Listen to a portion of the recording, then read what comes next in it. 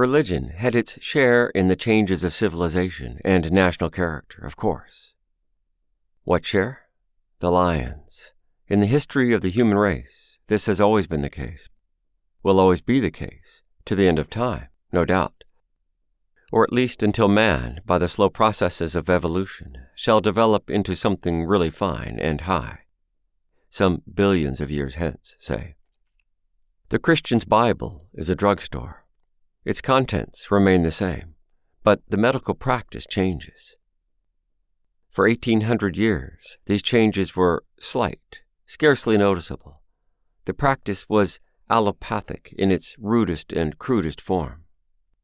The dull and ignorant physician, day and night, and all the days and all the nights, drenched his patient with vast and hideous doses of the most repulsive drugs to be found in the store's stock.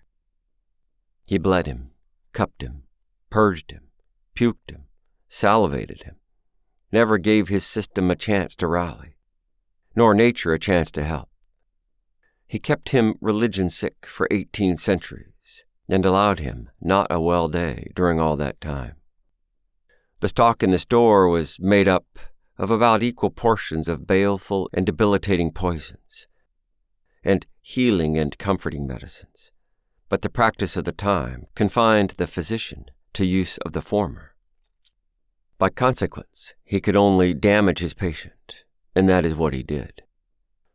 Not until far within our century was any considerable change in the practice introduced, and then mainly, or in effect only, in Great Britain and the United States.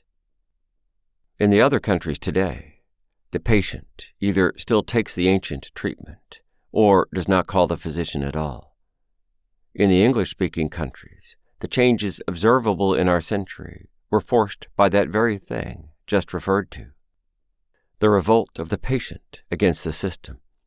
They were not projected by the physician.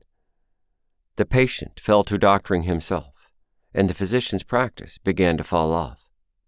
He modified his method to get back his trade. He did it gradually, reluctantly, and never yielded more at a time than the pressure compelled. At first, he relinquished the daily dose of hell and damnation, and administered it every other day. Next, he allowed another day to pass, and then another, and presently another, when he had restricted it at last to Sundays, and imagined that now there would surely be a truce. The homeopath arrived on the field and made him abandon hell and damnation altogether, and administered Christ's love and comfort and charity and compassion in its stead. These had been in the drugstore all the time, gold-labeled and conspicuous among the long shelf-loads of repulsive purges and vomits and poisons. And so the practice was to blame that they had remained unused, not the pharmacy. To the ecclesiastical physician of 50 years ago, his predecessor for 18 centuries was a quack. To the ecclesiastical physician of today, his predecessor of 50 years ago was a quack. To the everyman, his own ecclesiastical doctor of when? What will the ecclesiastical physician of today be? Unless evolution, which has been a truth ever since the globes, suns, and planets of the solar system were but wandering films of meteor dust, shall reach a limit and become a lie, there is but one fate in store for him.